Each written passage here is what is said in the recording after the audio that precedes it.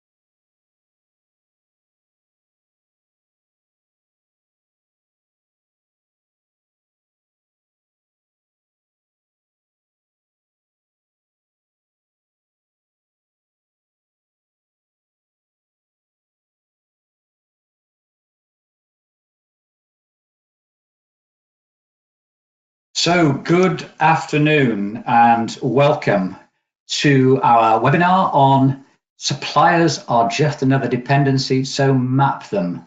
As you'll know, this is really about integrating supply chain risk management into a business continuity framework. And we're very pleased that you've been able to join us. My name is Paul Gantz. I'm speaking to you from the UK. I'm head of the European operations for Continuity Logic in the UK. And I'm joined by my colleague and the CEO and founder of Continuity Logic, Tejas Katwala, who is in our US Tampa, Florida head office. And we're actually going to be handling today's session in a sort of double-handed way, if you like.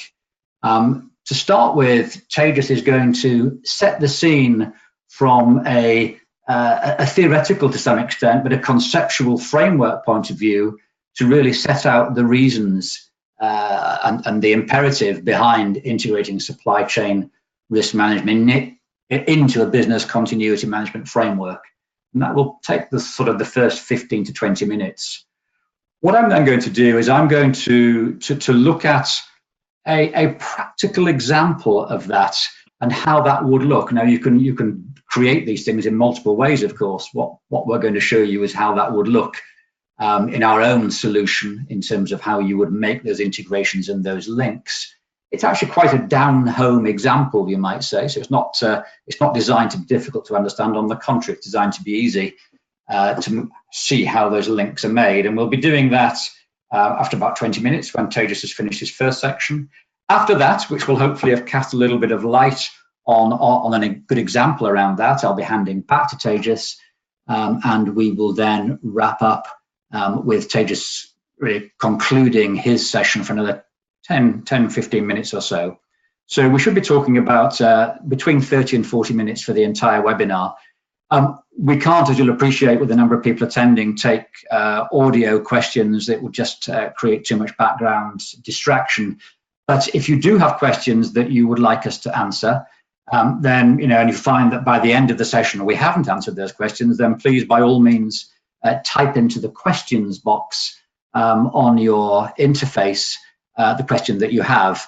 And when we get to the end, we won't handle those as we're going through. It becomes too difficult. But when we get to the end, I will go back through any questions that we've been asked, read those questions out so everybody can hear them, and either myself or Tejas will then answer those. Okay, so I hope that is clear. I hope everybody's hearing us well. Let me now see how smooth the transition is for me to hand over to Tejas, and I'll be back a little bit later.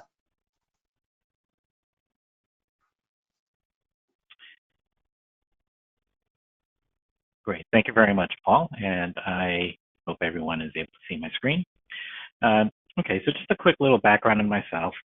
My background is in business process management, and I've been spending the last 15 years or so in resiliency, helping organizations build resilient enterprises through risk and business continuity programs.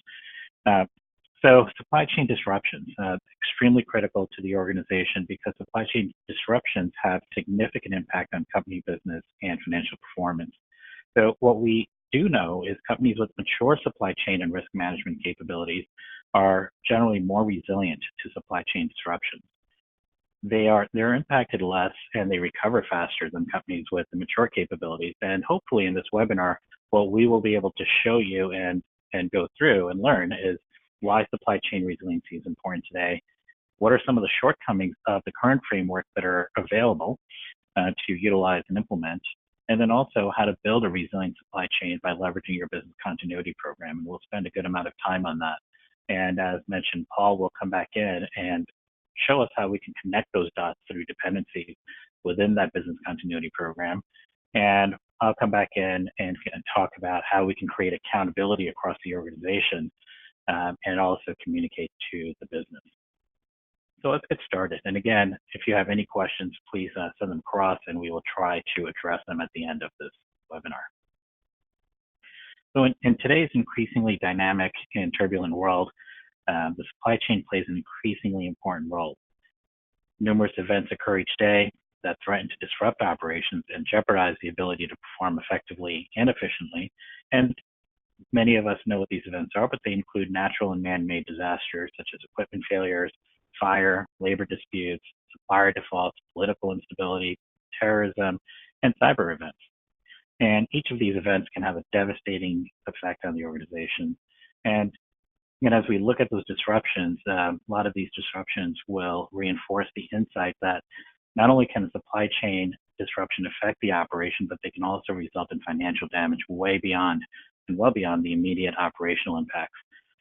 So one approach to dealing with disruptions is the development of supply chain resiliency. However, the notion of resilience, which is at the heart of so much of the current thinking about supply chain risk and management, is often not well defined. And that's what we want to talk about today. We want to be able to hopefully clear up some of the confusion and learn how to build up our supply chain resiliency program. And as a result of a lot of this confusion and perhaps not having some guidance and best standards, 90% do not know if key suppliers have business continuity plans. And amazingly, 75% experience at least one major supply chain disruption a year. So if we can put a program together, we should be able to address and operate more effectively. So what are some of the common barriers to achieving supply chain resilience? Number one, a lot of the supply chain programs that we've looked at are very much limited to IT vendors. So if we protect IT vendors, then we should be able to be more resilient. And that's just not true today. Supply chain goes beyond just technology. We have to look at the entire supply chain, the entire network, and networks. So the complexity for supply chain management from the resiliency perspective is far more complicated today, and again, beyond just IT vendors. Another area that we see that we would say is a common barrier is the lack of mindset. Lack of mindset is important because we need to be able to top down understand the value of that supply chain and how much we are dependent on it. And that mindset has to be there before we even start talking about corporate culture in terms of how we handle resiliency. That mindset has to be set at the highest levels of the organization. So we actually have that executive buy-in, which many programs do not have. But in order to have that executive buy-in, we have to tackle another barrier, which is really having the right type of analytics and ability to monitor the supply chain risks that we put in front of executive teams so they fully understand and can absorb the information we're giving them. And a lot of that will have to come in the form beyond recovery time objectives and analytics and data that are very specific to a business continuity program. Those data points must be transformed to connect with financial operations. And before I jump off of this, there's a lot of other areas also that are barriers to supply chain resilience. And what I hope to accomplish is to go through a framework that hopefully starts to address many of these areas. So what should a business-driven supply chain resiliency program deliver? Number one, we have to navigate away from the check-in-the-box compliance posture that we take with our supply chain resiliency programs. Simply having a check in the box, all that really means is, yes, we may have taken in some documents, perhaps we have looked at some procedures, but the check in the box is just not enough today, and we have to be able to go well beyond that. A program, a supply chain resiliency program, should also help us communicate how we are taking this approach and what this approach means. And we should be able to communicate that upstream and downstream so that our stakeholders understand what we're doing with supply chain resiliency, what's the value of it, what is it that we're protecting. And for most of the time, what that's going to come down to is really dollars and cents. If we can take all the data that we're collecting in our supply chain resiliency program and be able to bring it down to a dollars and cents perspective in terms of what a disruption may mean, that will actually get their participation, that will help them understand the value of the program, and that will help them also support your program. One of the most important aspects of the supply chain resiliency program is to be able to provide analytics, key metrics, decision-making information at the point of a situation starting to form, or we're at the point of eruption and we now have to be able to handle a situation in real time. In order for us to do that properly, we need to have data, we need to have intelligence, we need to understand how the supply chain dependencies are impacting our operations. And we can only do that if we're able to have a program that maps together the supply chain and business impact up and down the organization. And that's what I hope that the program will be able to bring for you. A financially driven approach is going to be one that's critical, because if we're going to go out and try to get a budget for a supply chain resiliency program, we have to understand what the value of it is. And once we've got that budget and we start to establish the program, we have to continuously provide financially driven information so we can help executives connect the dots between operations, supply chain, and resiliency. So how do we really do that? How can we achieve all of these points within a supply chain program today? Well, many will say, well, why don't we just use governance, risk, and compliance, or GRC? GRC's intent was to be able to connect or create a governance program around risk and compliance. The problem with GRC is that it's handled compliance very well. And the promise of GRC is to handle risk as well, which also encompasses business continuity. But the problem is it has focused mostly on compliance to date. And from a supply chain resiliency perspective, a GRC program provides, or a GRC approach provides very little in terms of standards or a model and the taxonomy to really support a resiliency program for your supply chain. One of the biggest things that GRC does not provide is a sense of time frame estimates. So how long are we going to sustain when we have a certain type of disruption? What is that impact to that organization? The ability to really quantify that. So that lack of time frame makes it very difficult for us to bring GRC into support of a supply chain resiliency program. And really, when you look at a GRC program, it handles risk assessments through likelihoods and impacts, which are many times qualitative versus quantitative. And we'll talk about that relationship because it's going to be very important in terms of how we utilize qualitative and quantitative approaches to really measure the program. And I'll jump through that one really quickly. And most importantly, we want to be able to have a program that's going to help us during a threat situation. GRC is just not engineered to do that, and we need to look at other ways of really being able to support that supply chain resiliency, because at the end of the day, we need to use all of that information to help us in a threat event. And when we take a look at supply chain resilience from the view of GRC perspective, what we see often is a disconnected program. you've got compliance handled quite well, but as you can see, supply chain is off and not connected, thereby creating silos throughout the program, and not just silos with supply chain, but also in other areas such as business continuity and even crisis. And we need to take a more holistic view of this, a more connective view of this, so this way we can actually have a supply chain program that's going to help us in time of need and also help our executives and downstream business line managers understand the value of the supply chain. So our approach, what we recommend, is integrating with your business continuity program. The business continuity program brings a number of value propositions to supply chain resiliency. And when we take a look at supply chain from an integrated business continuity approach, what we see is a connected and collaborative structure that includes planning and includes risk processes alike, so we can handle risk and disruption, and we're fully connected. And we do that through the business impact analysis, which is firmly supported by the business continuity program. There are aspects of supply chain management, compliance, risk, business continuity that all need to come together to formulate a strong resiliency strategy. And the business continuity program gives you that foundation, and that foundation starts with a business impact analysis. And why is that?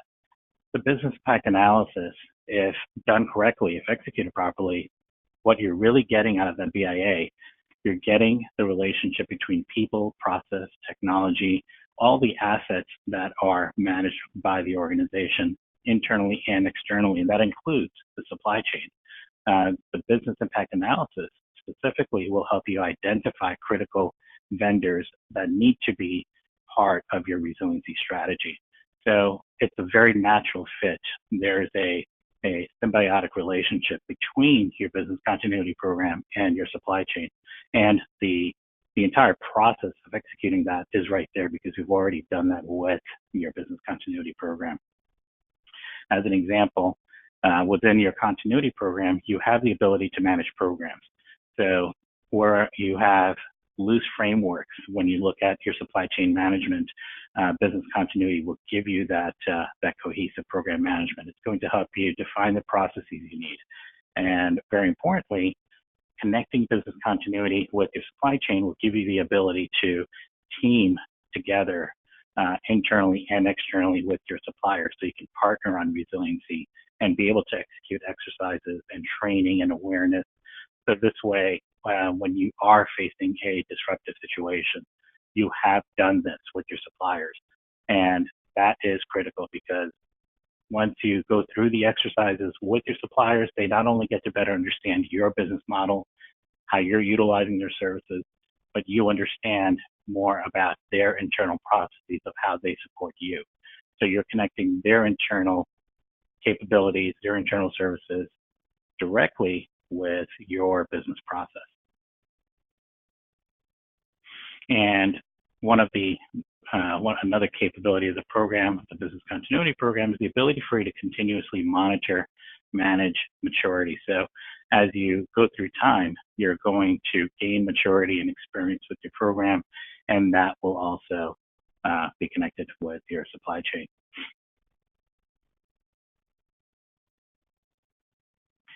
So let's take a closer look at where the supply chain resiliency fits within the business continuity structure. So zooming in, most business continuity programs today are going to start with your enterprise risk and fall within that umbrella.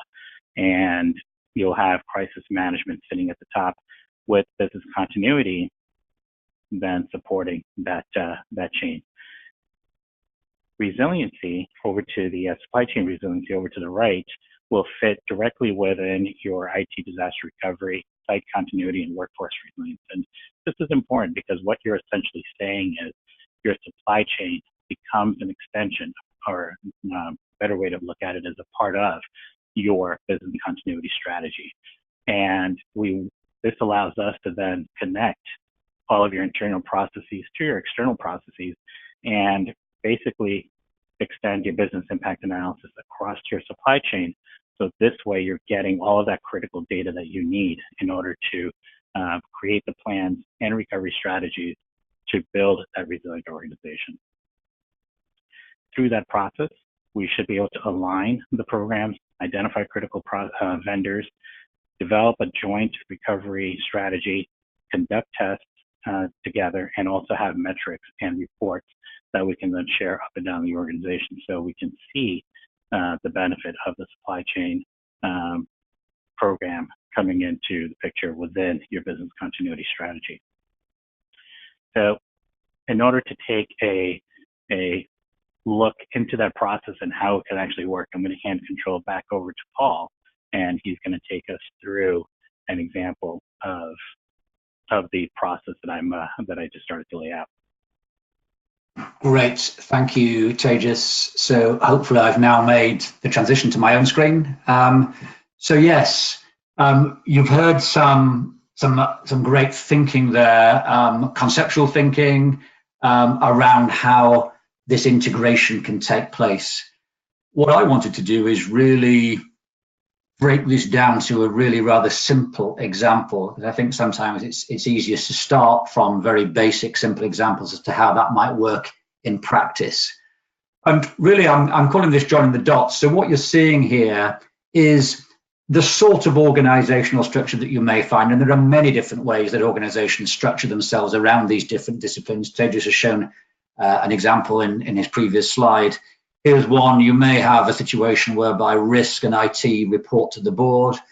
I often come across organizations where that reporting is through separate lines. IT recovery therefore reports up through IT to the board, doesn't in actual fact interface beyond a relatively straightforward level with business continuity. On the risk side, you may there have business continuity, but you may have a completely separate and unrelated vendor management program which may report into risk but doesn't go through business continuity. So that I think is a fairly common way that organizations find themselves. I'm just trying to now just sort myself to get the arrow option visible. That's right. So what I'm going to do is talk through how in practice that sort of structure may map onto and join together through a connected program. So let's look at that. I'm going to start by looking at a business continuity example. So here we've highlighted this particular frame. Here we have a gentleman who's head of regulatory communications within the legal and compliance function of his organization. Now, regulatory communications is going to be important in many organizations, particularly financial services, where there's a need to make sure that certain communications do go out to customers in a timely manner. And therefore, this individual has been brought into conducting a business impact analysis, either through one of his team members or maybe being interviewed by a business continuity manager, or if it's particularly good, maybe he is doing it himself by interfacing directly with some kind of solution. If you look here, I'm showing you an example of how this would look potentially if it was embedded in our own software. So here you're seeing the customer communications department, which is conducting a business impact analysis on the screen here.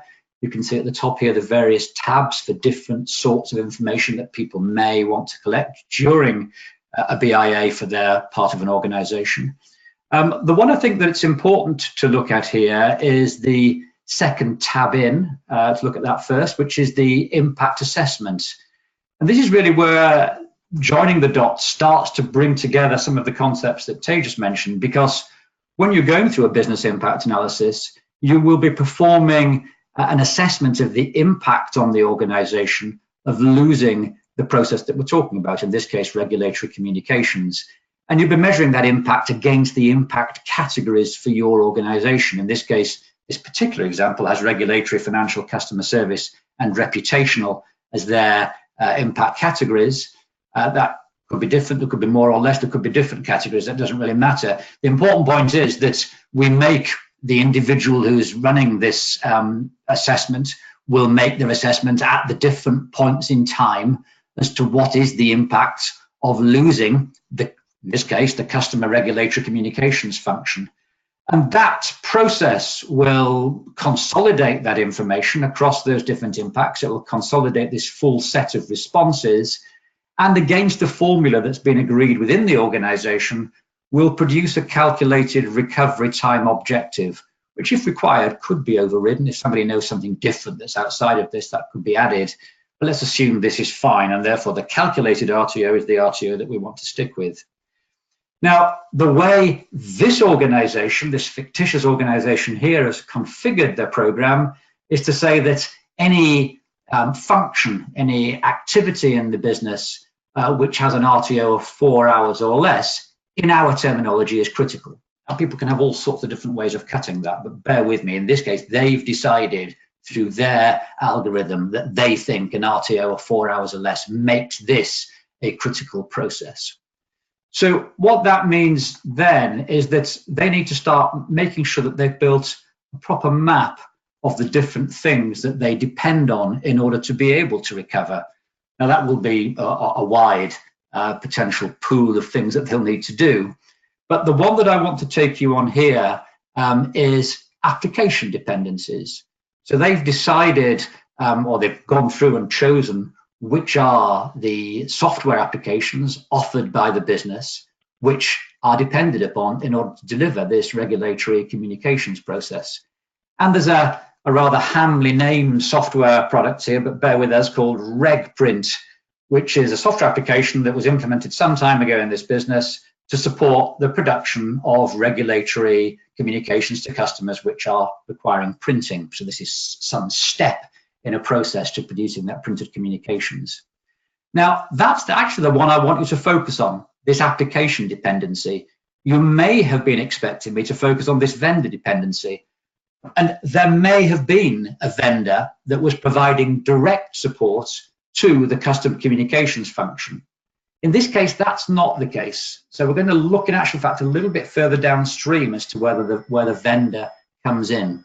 But the important thing is that we have this RegPrint software application, which is required in order for the customer communications department to be able to conduct its regulatory communications requirements. So that's step one. Step two is that we now have on our hierarchy here the IT recovery function, which is actually now separated, as you can see here, from the business continuity program. These two are not related in this example. This reports separately through IT to the board. And here we have a lady called Beth Green, who is an infrastructure manager, who is responsible for identifying the applications, software applications offered by the IT function in the business, and make sure that any dependencies and requirements that those software applications have are understood. And so when we look at her particular piece of work, we see that she has, in this case, she's called up her screen, which provides details of this RegPrint software application.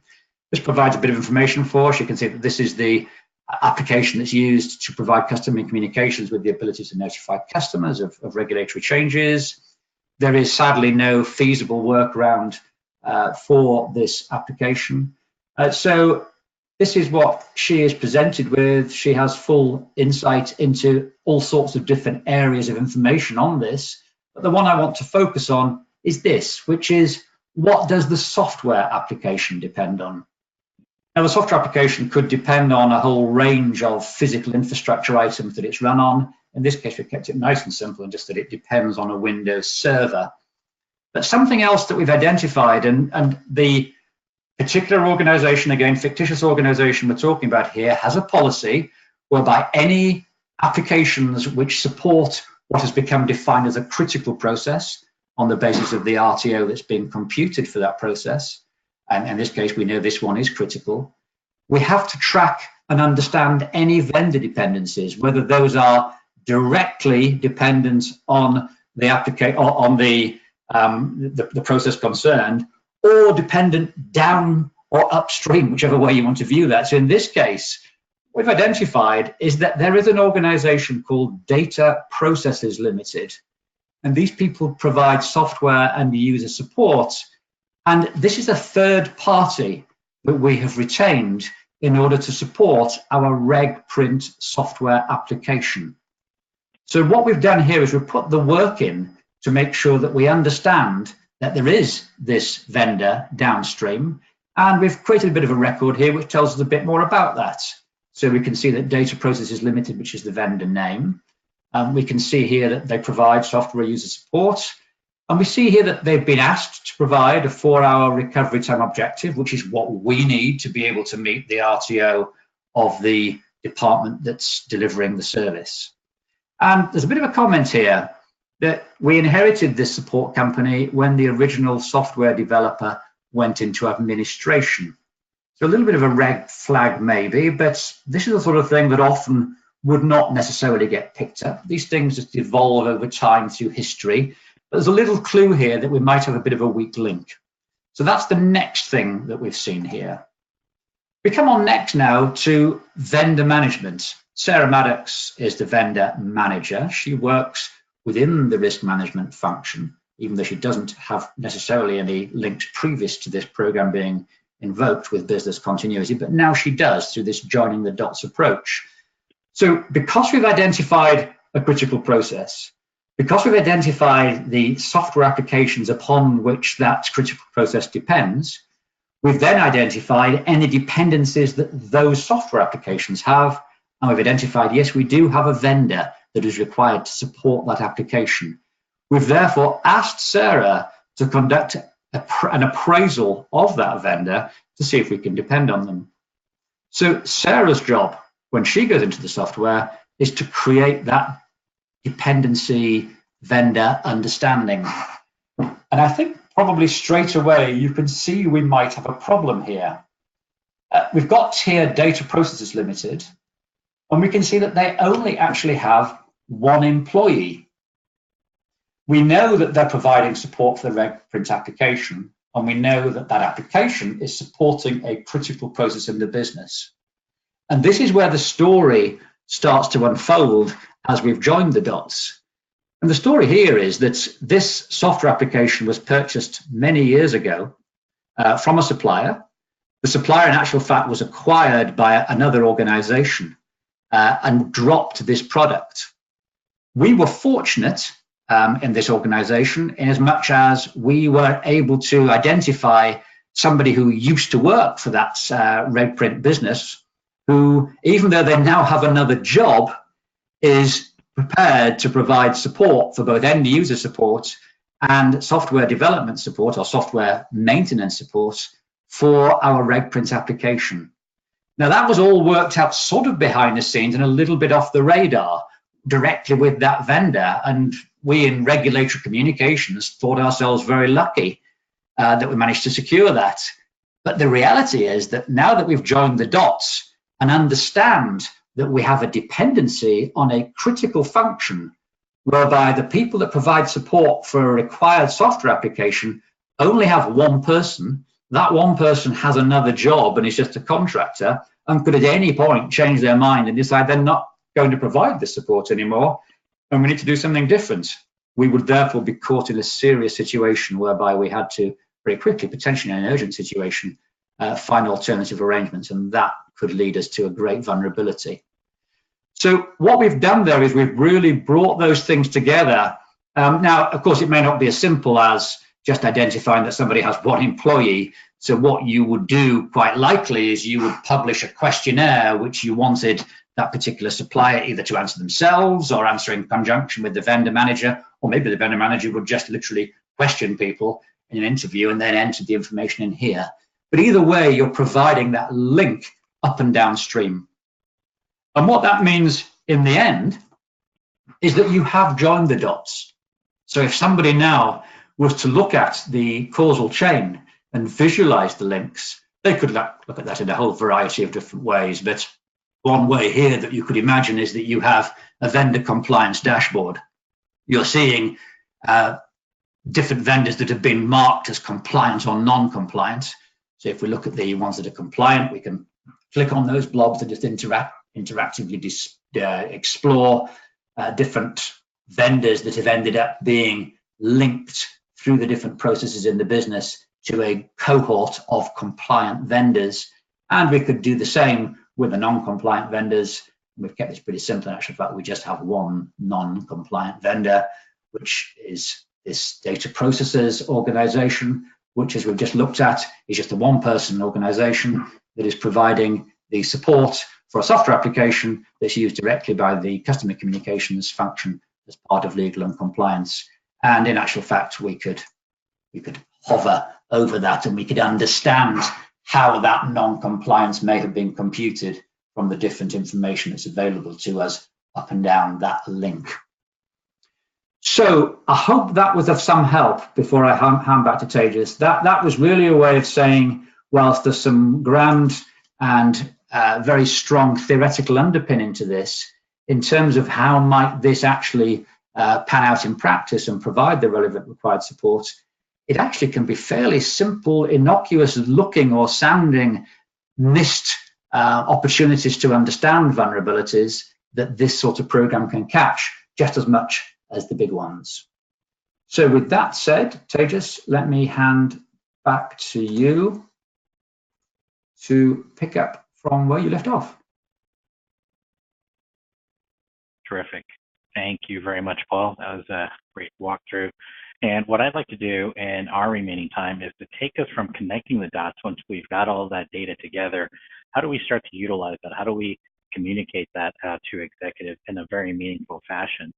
And we continue doing that with our business continuity program. And I'm not going to talk too much to this because we've already talked to the benefits of integrating our supply chain with business continuity program. But remember one thing, it's going to help you save cost.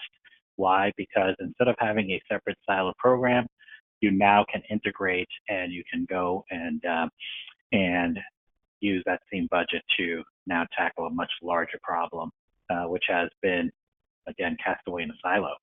And as the entire business is connected and you build this very rich database of dependent relationships between people, process, technology, assets, product lines, just as Paul demonstrated during his presentation.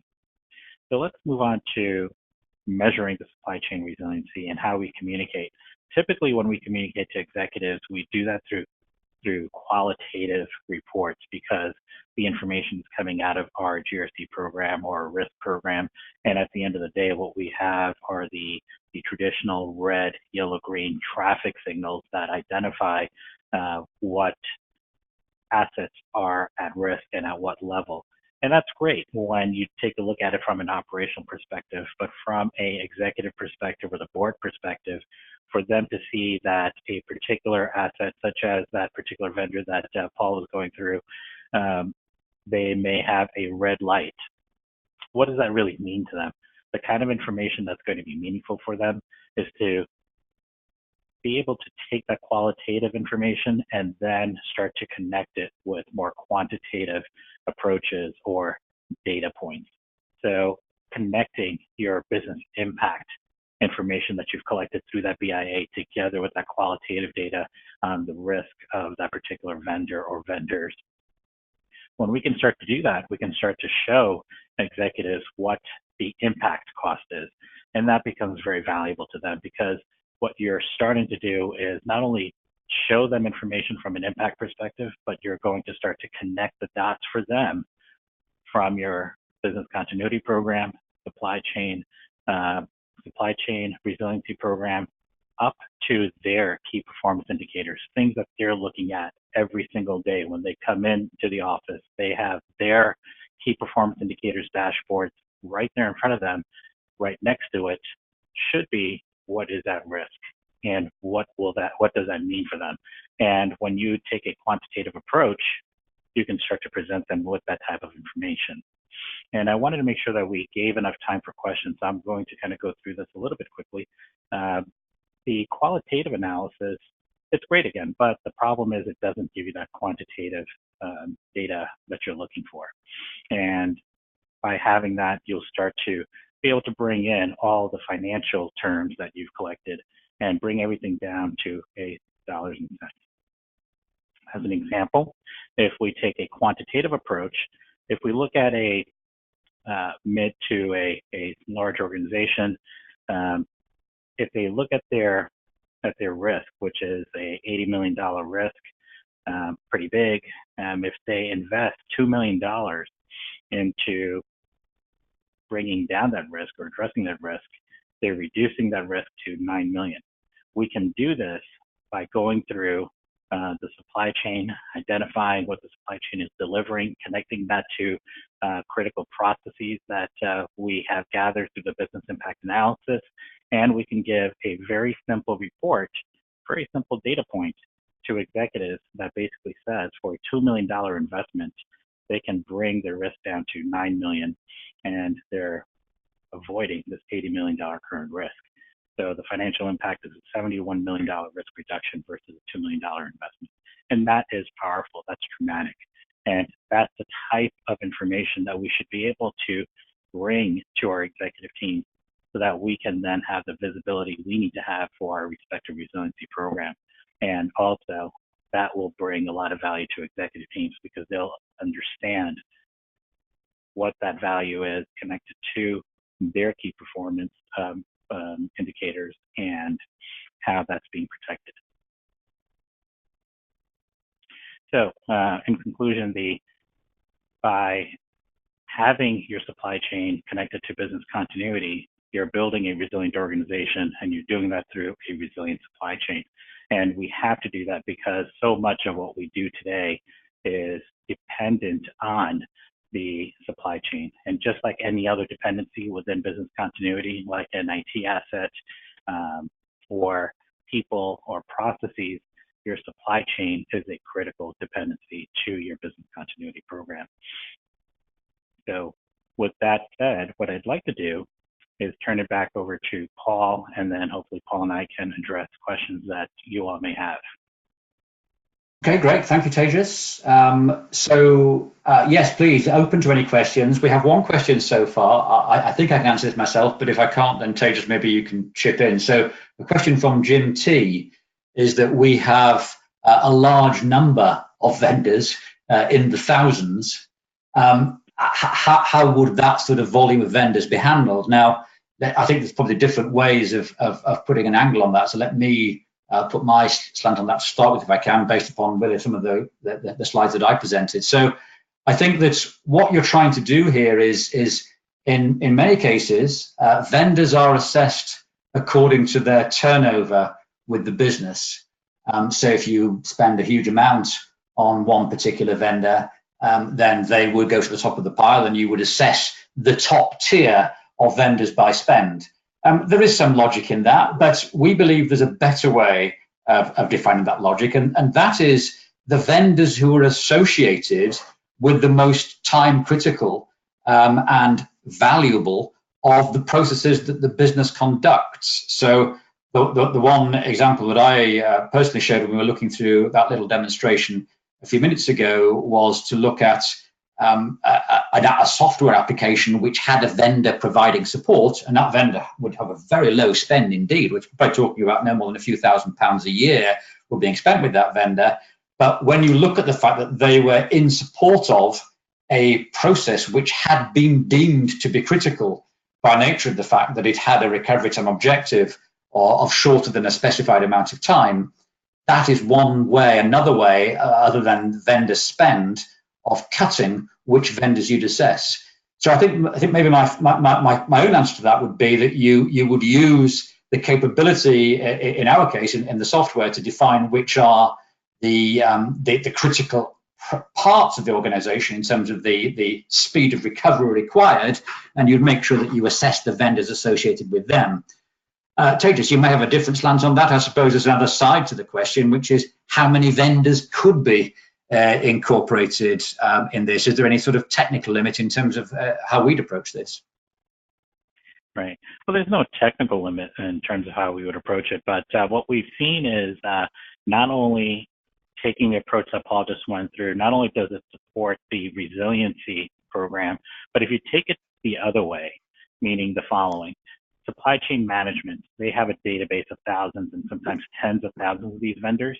And I think that's probably, that was the question as well in terms of volume. What ends up happening is the supply chain database it's large, extremely large. And you then sometimes the visibility of knowing which vendors are active, inactive, critical to the organization, those things are sometimes not really easily accessible within that vendor management database. So if you look at it from a business continuity perspective, what is the BIA doing for you? Number one, the BIA is identifying the vendors that are utilized for a particular process, technology, or helping to manage any type of asset. So you get a list of active vendors. Number two, by identifying which processes are important to you, you're identifying what's critical to the organization. So now, going back to your supply chain management group, you can now deliver to them a consolidated list of active vendors and critical vendors. And that is, that type of data is incredible and very meaningful to the operations of the supply chain management group. Mm-hmm. Very good. Okay, that is the only question that's been asked. Does anybody else, before we sign off, have any other question that they would like us to address?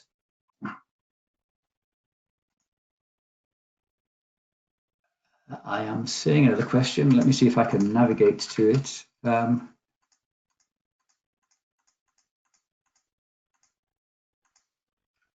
In your opinion, who should be the champion organization to lead supply chain BC program?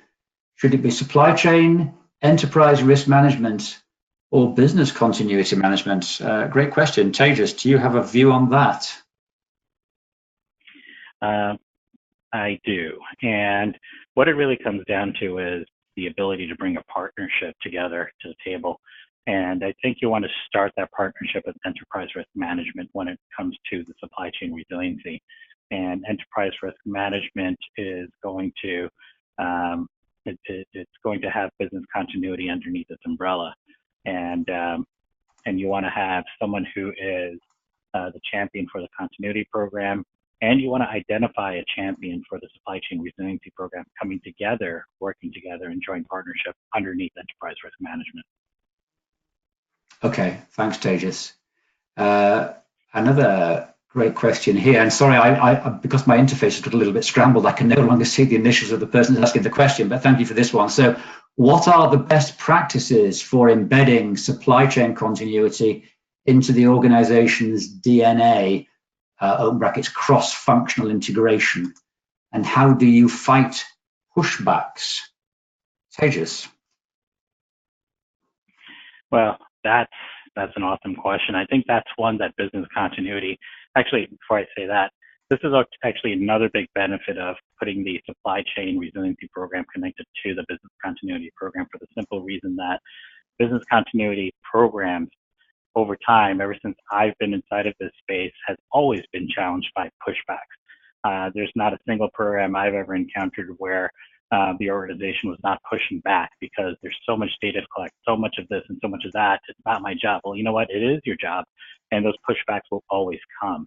The good thing about doing this is two things. Number one, you achieve greater visibility for the business continuity program by incorporating supply chain and being able to, and you do that by being able to take that great data and then being able to present it in a very meaningful way to your organizational leaders, thereby creating a policy that is supported by that organizational leader. So you are going to see that support coming top down. Without that top down support, you will continue to get pushback again and again and again. So having information that's going to be meaningful to your leaders will help you with the pushback. In terms of being able to look at this cross-functional, if I understand that, I think what you want to do is extend the methodology that you've created for your business continuity program. There is one requirement, though, in all of this, is to take a look at the maturity of your business continuity program. If your business continuity program is taking a look at resiliency metrics beyond just having a simple documented plan, then you should be able to bring in supply chain and bring in other assets as well. But you must have a certain level of maturity to be able to do that with your program. And so there may be some building steps required to be able to get that cross-functional framework together.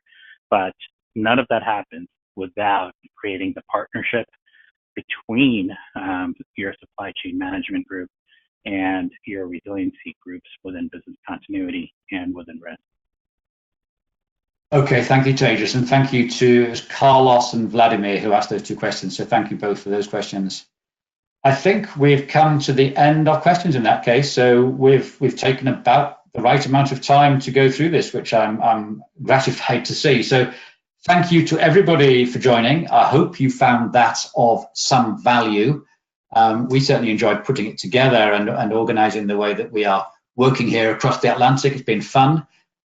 So on that note, thank you to everybody, and it's goodbye from me, and I presume goodbye from you, Tejas. Absolutely. Goodbye, everybody, and thank you for joining us. Thank you. Bye-bye.